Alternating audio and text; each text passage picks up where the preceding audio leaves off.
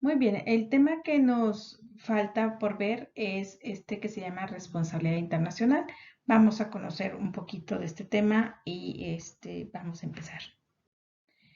Primero, por principio de cuentas, pues tenemos que entender qué es responsabilidad internacional. Es un concepto pareciera sencillo, sin embargo, debemos entender que se entiende más que por un acto, se entiende por una institución del derecho internacional, por medio de la cual se establece que cualquier violación de un compromiso contenido en una norma internacional trae por consecuencia una obligación de efectuar una reparación moral o material. Entonces, seguimos con normas internacionales. Si tú fallas o si tu estado provoca un daño a otro estado o a una persona que vive en ese país y está en tu país y cometes algo por el estilo, entonces estás cometiendo una violación y por lo tanto te obliga a cumplir con una reparación de la misma. Entonces vamos a ver qué tipo de actos se pueden violentar, cómo pueden presentarse, ante quién se deben enfrentar y pues vamos a ver también cómo se pueden reparar. Entonces, para empezar, tenemos que entender que existen elementos para que esto suceda. Y entonces, la primera sería que la violación a una obligación de carácter internacional por parte de un Estado. Entonces, cuando existe esto, estamos ante un acto ilícito y que debe ser observado y reparado. En consecuencia, ya lo dijimos, surge una obligación. Se puede dar por acción o omisión, es decir, porque hiciste algo o porque no hiciste algo.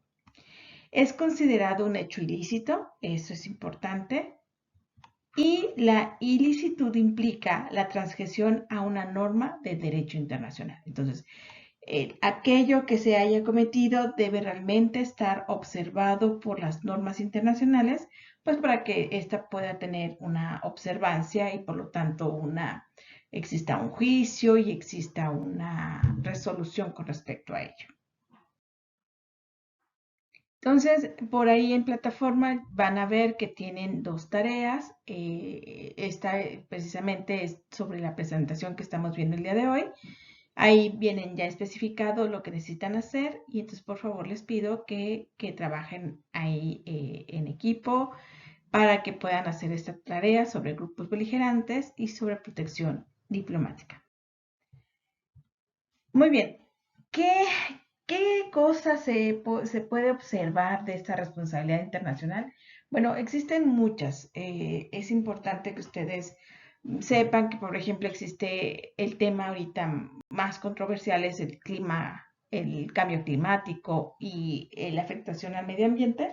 Pues bueno, eso es un tema que está muy importante porque pues ya ven que hay países que incluso niegan que existe un cambio climático y que no tienen por qué estar haciendo ninguna acción para que suceda o no suceda ciertas circunstancias. Entonces, pues este tipo de situaciones, cuando se siente que un estado está golpeando al otro, pues entonces, o afectando al otro con respecto a esto, pues presenta un reclamo ante la Corte Internacional de Justicia, pues para que esto pueda ser resuelto.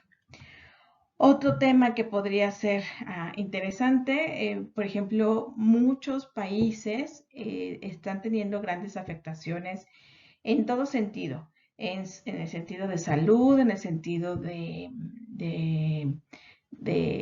pues de recursos que tienen que estarse generando para poder atender la emergencia sanitaria que significó el COVID. Y entonces, pues voltean muchos países a ver con malos ojos a China, como diciéndole, oye, fue tu culpa, pues como que nos deberías de dar algo, ¿no? Entonces, pues ahí está muy interesante esta ponencia porque en realidad están poniéndolo como una pregunta y sería interesante saber la respuesta. Otro tema que también es muy común atender con respecto a la responsabilidad internacional, pues es el tema de derechos humanos. Ustedes ven aquí, por ejemplo, la desaparición forzada en México, pues es un caso precisamente de derechos humanos donde La ONU incluso pues ya está emitiendo su opinión con respecto a lo que sucede en un país como el nuestro con respecto a esta situación. Muy bien, lo primero que tenemos que aprender es lo que es la persona física y jurídica internacional. Aquí está un poquito revuelto, así que por favor pongan mucha atención. Voy a tratar de hacerlo lo más claro posible para que se entienda bien el tema. Dice, el sujeto de derecho internacional es aquel que tiene capacidad de derechos y deberes internacionales, ¿sí? Entonces aquí, esta persona física y jurídica internacional tiene capacidad de derecho y tiene capacidad de deber. Y tiene una capacidad jurídica donde puede ejercer derechos y asumir obligaciones en el marco jurídico internacional. Aquí quiero aclarar lo siguiente. Existe aún todavía una controversia muy particular con respecto a quién tiene derechos y quién tiene obligaciones internacionales. Entonces, en su momento se decía que pues solamente los estados, solamente los gobiernos tenían esta situación de atención internacional y nada más. Sin embargo, a partir de discusiones, a partir de acuerdos, a partir de observaciones, se dan cuenta que en ciertas circunstancias, pues un particular puede necesitar o ser atendido por una Corte Internacional de Justicia, por lo que esté sucediendo.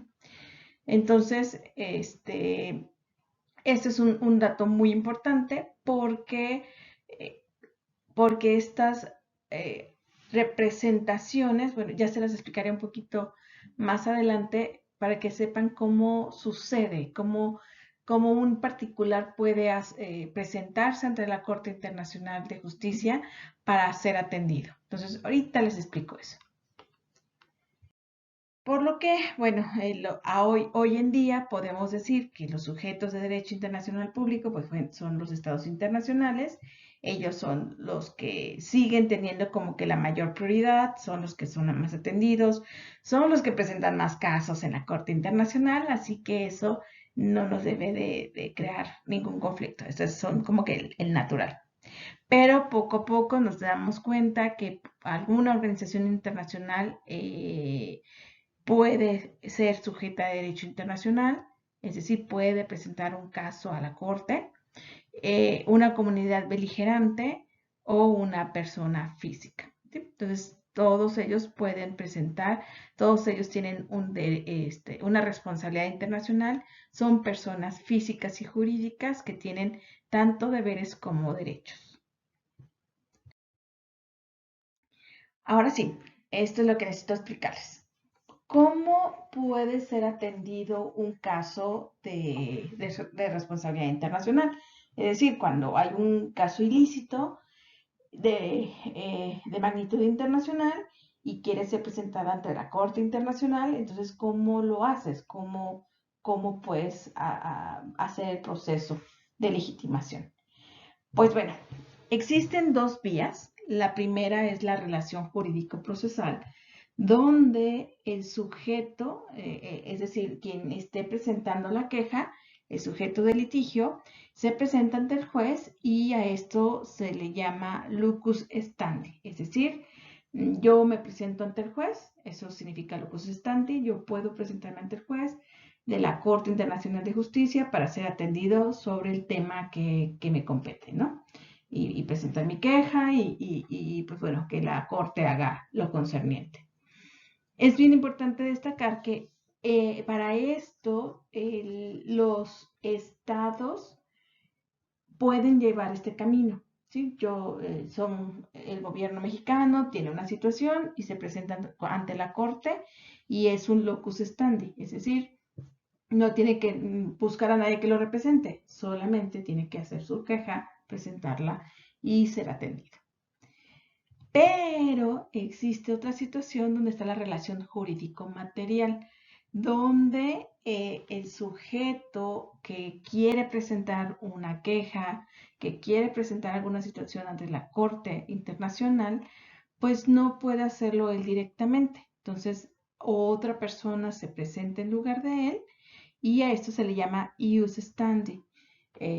Y a esto le sucede precisamente a los órganos internacionales cuando tienen alguna situación.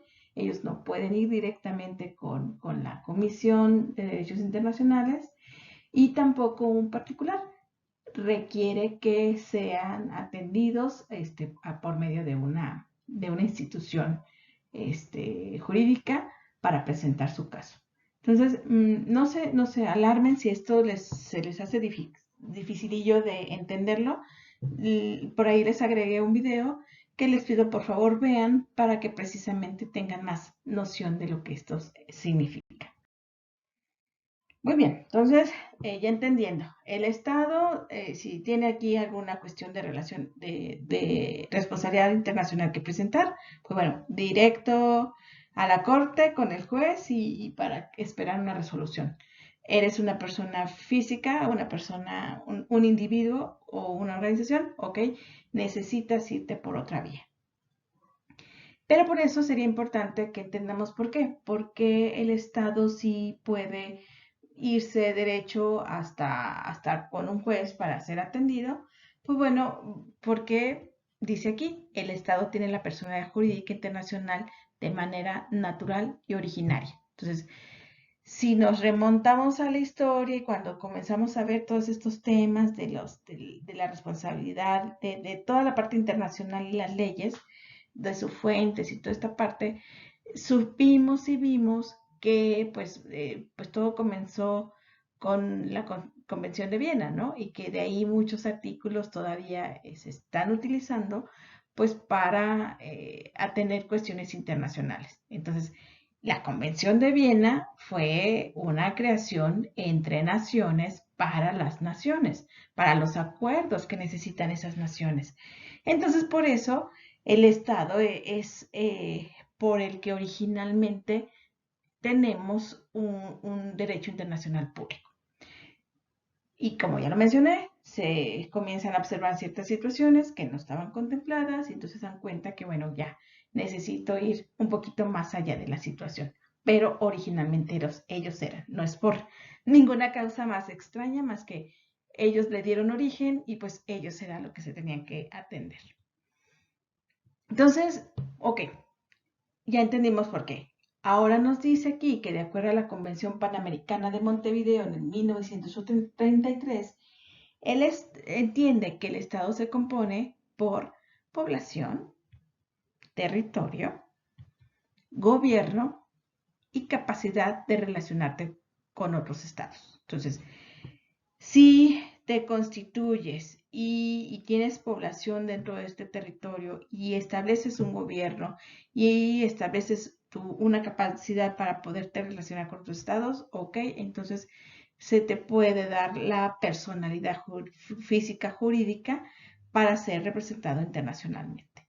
Esto, pues bueno, parece obvio hoy en día, pero recuerden, pues estamos hablando de 1933, después de la Primera Guerra Mundial, que, pues bueno, la geopolítica mundial era un despapalle, y entonces que tenían que estar estableciendo sus fronteras bueno, quedar en acuerdos para que pudieran convivir en paz los estados, y pues eso hace que sea pues diferente la situación, ¿sí? Entonces, eso es lo que hoy en día se ve obvio, pero en aquel entonces no tanto. Entonces, aquí, por ejemplo, si quisieran ustedes hablar del país de Afganistán y con el Talibán, pues aquí se pueden dar cuenta de que ellos cumplen como un Estado, es decir, no los van a poder desintegrar nomás porque sí, porque evidentemente cumplen con toda esta parte. Y bueno, hay que entenderse o hay que entender otra cosa. Cada país tiene una organización propia. Entonces, cuando se quiere decir, a ver, vamos a establecer relaciones internacionales con este país, tienes que asegurarte que cumpla con algo de lo que vamos a mencionar en este momento. Por ejemplo, uno, el Estado unitario.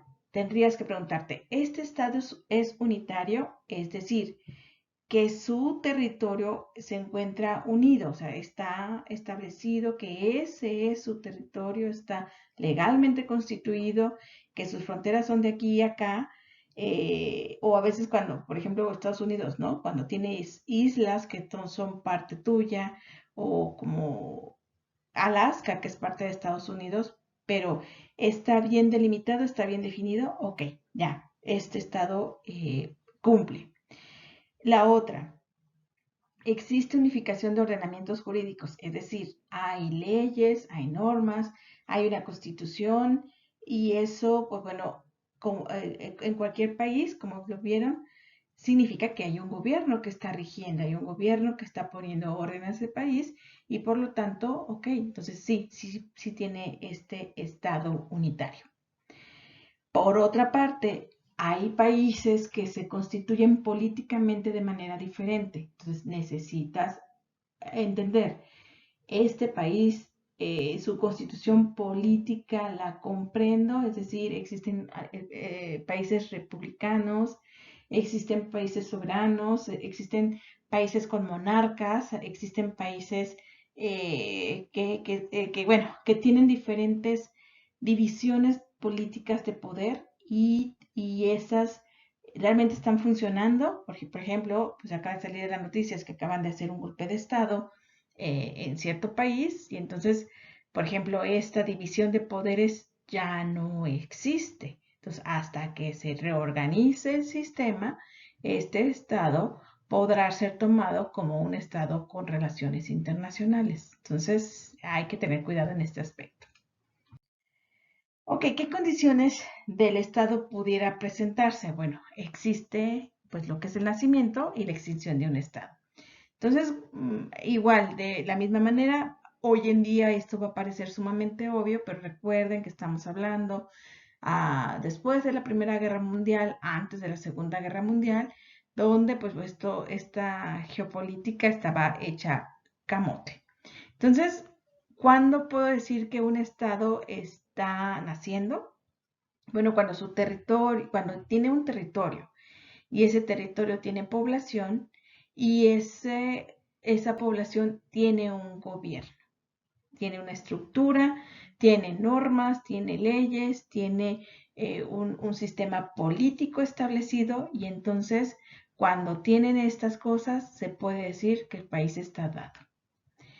Bueno, ahorita vamos a recordar, por ejemplo, ya ves que existía la Unión de Naciones Soviéticas Socialistas, la URSS, y que bueno, que en su territorio pues era bastante vasto y que eso pues bueno, todos ellos constituían esta Unión Soviética. Sin embargo, pues las cuestiones de la Guerra Fría y varias situaciones que sucedieron en Rusia, pues la estructura de este país pues cambió muchísimo porque de hecho muchísimos países que estaban pues pegados a Europa primordialmente tomaron la decisión de ya no pertenecer a ese país y entonces cuando ellos quisieron constituirse como estados pues bueno tuvieron que demostrar que es ese territorio, que existe cierta población y pues bueno que están constituyendo un gobierno independiente de lo que en aquel entonces era la Unión Soviética. En cuanto a la extinción, bueno, aquí pues te dice, pues cómo un estado puede extinguirse, pues bueno, perdiendo alguno o todos sus elementos. El caso de la pérdida de población, bueno, no existe un registro histórico de que esto haya sucedido. Podría pasar, piensen ustedes, por qué la gente en Afganistán salió despavorida e incluso atentando contra su vida para poder salir de este país. Bueno, pues su esperanza, yo creo, no digo que así sea, era pues precisamente eso, de que si los talibaneses se quedan sin población a quien gobernar, pues a lo mejor este estado podría desintegrarse.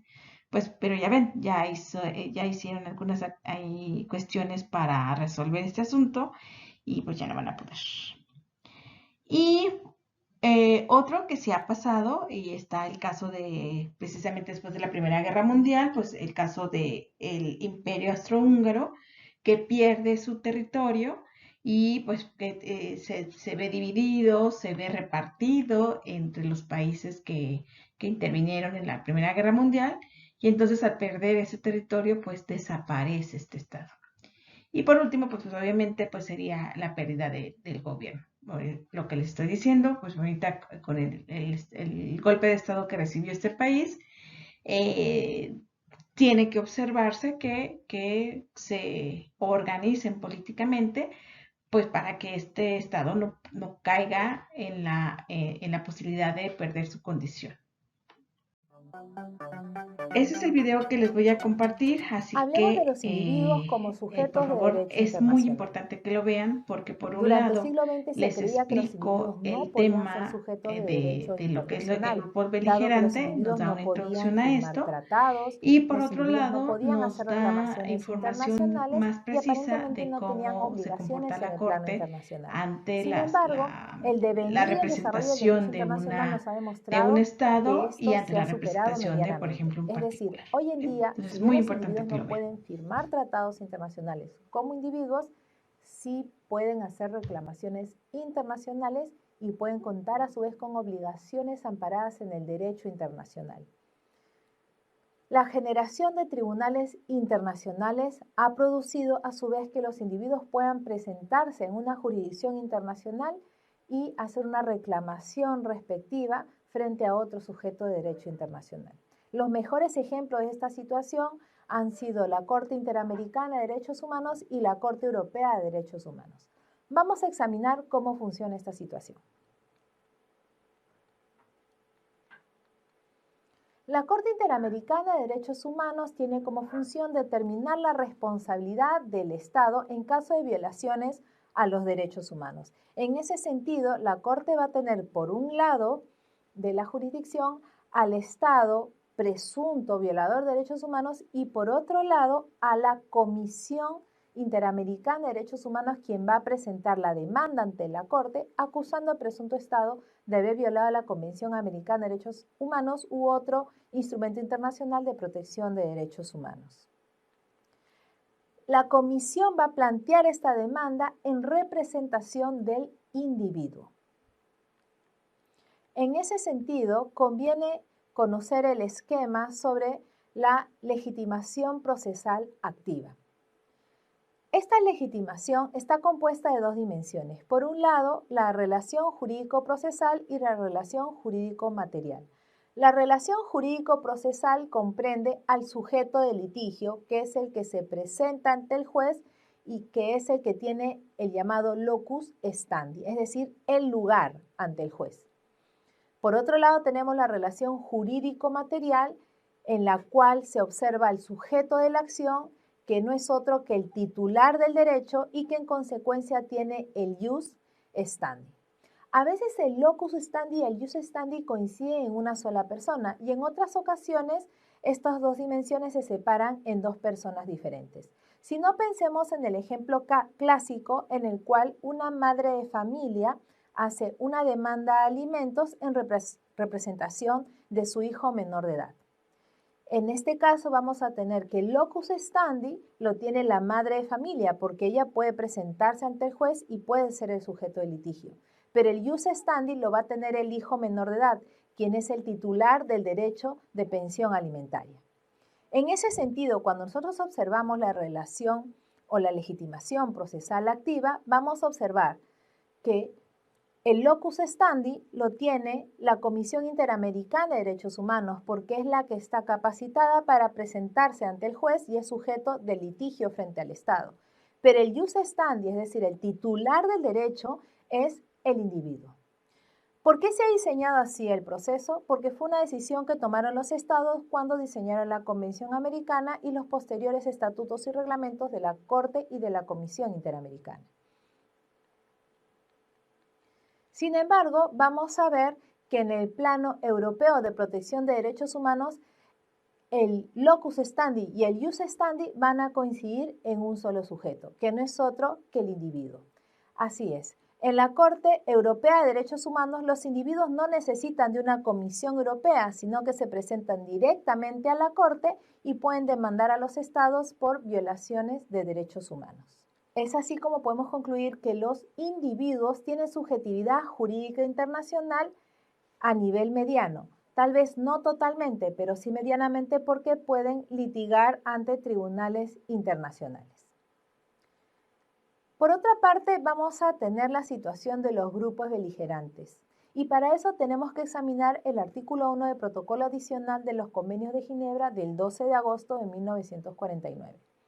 Este artículo 1 va a tener por objetivo señalar que los estados, parte del segundo protocolo adicional, se encuentran en la obligación de aplicar este protocolo adicional cuando se encuentren en medio de un conflicto armado interno en contra de un grupo armado organizado.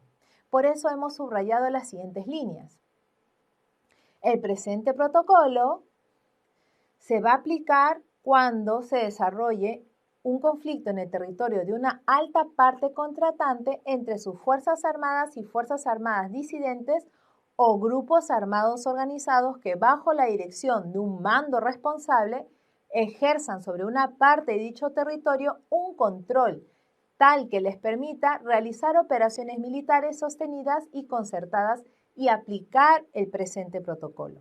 Si nos damos cuenta, cuando se redacta el protocolo adicional, que fue en 1977, el mundo se encontraba en una situación de guerras de descolonización. Es decir, los estados se encontraban en una situación de guerras asimétricas. Ya no era el espacio natural en el cual un estado se enfrentaba a otro estado, sino es que habían estados que se enfrentaban a grupos guerrilleros o grupos armados. En ese sentido, se redacta este protocolo para procurar la aplicación de las normas humanitarias en este tipo de conflictos. Es así que podemos desagregar los siguientes elementos del articulado que hemos leído anteriormente. En primer lugar, un grupo beligerante se va a tratar de un grupo armado. Segundo, este grupo debe tener un mando responsable, debe estar debidamente organizado o jerarquizado. Este grupo armado con mando responsable debe tener un control de una parte determinada del territorio. Finalmente, este grupo debe encontrarse en la posibilidad de respetar los usos y costumbres de la guerra. Hay estados que creen que por aplicar el derecho humanitario frente a un grupo armado se les está concediendo el reconocimiento de cierto estatus jurídico internacional cuando no es así. La aplicación de las normas humanitarias no cambian el estatus jurídico de las partes involucradas en el conflicto armado. Por otra parte, la decisión de reconocer a un grupo armado como grupo beligerante es una decisión política y no una obligación internacional. Muy bien, vamos a conocer un poco más acerca de los grupos beligerantes. Recuerden que estos grupos son grupos que se distinguen porque están en un conflicto bélico, pero que son autentificados por los estados. Tan es que sus casos y lo que están ellos haciendo, pues lo ve incluso la Corte Internacional de Justicia. Muy bien, entonces vamos por ahí ya debieron haber visto el video que les compartí, pero por otro lado necesito que retomemos un poquito más para entender este grupo. Esos grupos para ser reconocidos pues no es nada más porque toman armas y se ponen a reclamar ciertos derechos o ciertas cuestiones, sino que deben de cumplir con ciertos requisitos. El primero es el movimiento sea de importancia, o sea, no puede ser un movimiento que se les ocurrió o que pues tiene un propósito, pero no tiene gran relevancia. Y lo más importante es que tenga continuidad. Una vez que inicie este movimiento, se debe de demostrar la constancia con respecto a lo que están buscando. Ser un movimiento nacional sin injerencia extranjera. Esto es sumamente importante porque ese tipo de movimientos debe surgir en un estado determinado con ciertas cuestiones determinadas que suceden política, social o económicamente por lo que están haciendo dicho movimiento, pero si se detecta cualquier injerencia extranjera, en automático pierde su reconocimiento. Por otro lado, deben tener normas y costumbres de guerra, respetando los derechos humanos. Entonces aquí este tipo de grupos deben demostrar que tienen una estructura bien establecida, que tienen un sistema de impartir justicia internamente, ya sea basado por leyes, pero también por costumbres. Hay algunos, por ejemplo, lo que sucedió aquí en México, en el estado de Chiapas, pues bueno, ellos tienen sus usos y costumbres como etnias originales, y por eso ellos a partir de ellas establecen sus propias leyes o sus propias normas y están aceptados, pero siempre y cuando respeten los derechos humanos.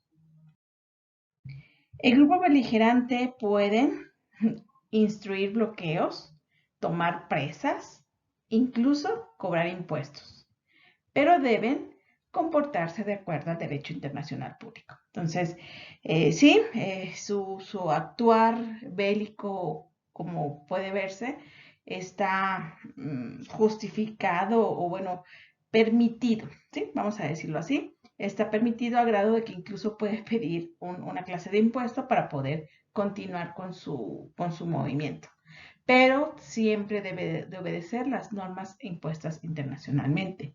Entonces, por eso, este es un grupo interesante que ver con respecto a la responsabilidad internacional, porque, bueno, existen, por ejemplo, otros estados como el beligerante, que son especiales.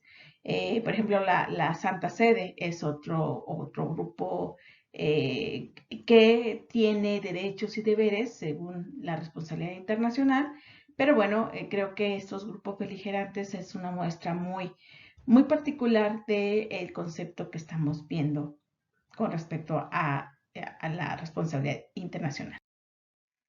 Muy bien, ahora el tema que vamos a ver es la protección diplomática.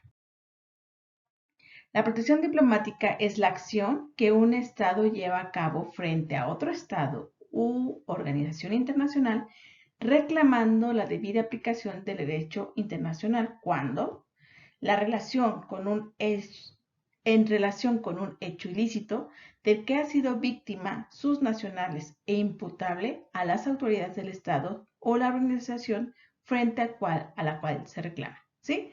Entonces aquí, protección diplomática se sucede cuando entre estados existe una situación que se considera ilícita, se hace un reclamo para que, bueno, que pues aquel estado, aquella organización que haya cometido el ilícito, pues responda ante esto, ¿sí? Es una situación que de repente parece no tan común, pero sí sucede más de lo que ustedes creen, para asegurar el respeto de sus propios derechos. Entonces esto cada país lo hace, cada estado lo hace con tal de que sea respetado lo que ellos creen debe ser respetado. ¿Cuándo ocurre? Bueno, cuando existe el sufrimiento de un daño por un particular, cuando existe el daño se produce por una violación al derecho internacional público, el daño sea imputable al estado donde se encuentre el particular, y algo importante de la anterior diapositiva es que el estado debe proteger a sus nacionales, pero también se va a entender que el Estado también puede proteger a aquellas personas que adquirieron la nacionalidad de ese país. Por ejemplo, si de repente alguien se casa con alguien de ustedes se casa con una italiano, ¿no? Y entonces ustedes viajan a cierto país, vamos a decir a Costa Rica, y en ese momento, pues bueno, sucede algo que los afecta y ustedes piden protección diplomática. Entonces, el italiano o la italiana con la que ustedes se casaron, al haberse casado, ustedes saben que adquieren la nacionalidad mexicana. Entonces, tanto los protegen a ustedes como mexicanos, como a su pareja italiana, ¿sí? Entonces, ese es un concepto importante que debe quedar claro. Los conceptos diplomáticos que vamos a utilizar aquí van a ser los siguientes. Diplomático y consular. Entonces, existen dos modalidades de protección diplomática, que es, bueno, la propia, la diplomática, pero también el cónsul, como ya lo vimos, es una parte importante de estas relaciones diplomáticas. Entonces, ambos se subdividen en protecciones y en asistencias, pero existen diferencias entre cada uno de estos conceptos. Por ejemplo, lo primero que vamos a ver va a ser diplomático. Entonces, la protección diplomática y la asistencia diplomática. La protección diplomática se refiere a reclamo formal ante órganos internacionales, es decir, aquel acto sucedido provoca que existe un reclamo formal. ¿Ante quién? Pues ante la Corte Internacional de Justicia, donde el Estado acusa, vamos a decirlo así, a otro Estado. ¿Sí? Entonces, ese es el reclamo formal y este es una forma de protección diplomática porque nuestro nacional o nuestro naturalizado tienen alguna situación que están sufriendo y por eso se reclama. O la asistencia diplomática. La diferencia es que en una asistencia solamente es una gestión entre autoridades, es decir, se puede hacer, ¿se acuerdan de las misiones especiales? Bueno, se puede hacer una misión diplomática. No existe el reclamo, de hecho, la asistencia diplomática sucede antes de ir a reclamar. Entonces, aquí solamente una persona encargada de la situación se envía al país concerniente y bueno, y él trata de arreglar el asunto, que es como una gestión. O sea, yo me presento con alguna autoridad de aquel país y entonces trato de solucionar la situación. Y sucede cuando están en peligro los nacionales. Por ejemplo, una catástrofe natural. Entonces, si ustedes están viajando a algún país y en ese momento sucede un tsunami, bueno, pues entonces pueden ustedes solicitar asistencia diplomática y les será enviado una persona encargada de esa misión y bueno, pues ustedes podrán ser, bueno, se les apoyará en lo que necesiten de acuerdo a sus necesidades, ¿sí? Entonces solamente son gestiones entre autoridades y esto se le llama asistencia diplomática. Pero si ya hay una cuestión de que me encarcelaron, me golpearon, me acusaron injustamente, bueno, entonces ya hay una protección diplomática y ya es en México con el país con que les haya hecho algún daño. Y en cuanto al cónsul, la parte consular, bueno, recuerden que esta es, ya lo vimos, o es una personalidad administrativa internacional, no es diplomática, no es de representación. Y entre sus funciones administrativas, pues bueno, vamos a conocer un poquito más de esta. Entonces, igual, protección consular, asistencia consular. La diferencia es, una protección consular es un reclamo realizado por un órgano periférico, es decir, una oficina consular, a los órganos internos del Estado causante.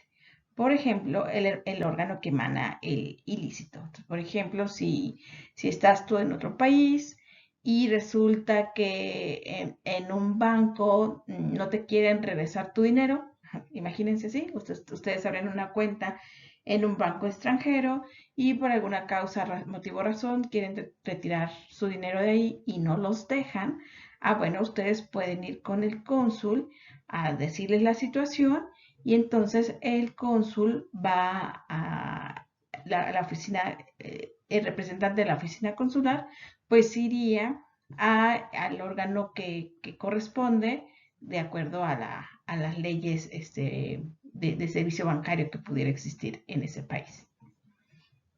Y en cambio, la asistencia consular es la ayuda material de un órgano periférico, es decir, la oficina consular, a nacionales en el exterior en situación de necesidad. Entonces, ya les había comentado, por ejemplo, si te roban el pasaporte, te roban la mochila con la que andas viajando, ahí traes tu pasaporte y tu licencia y unos libros y tu dinero y demás, bueno, pues tú puedes asistir a una oficina consular y te van a dar asistencia.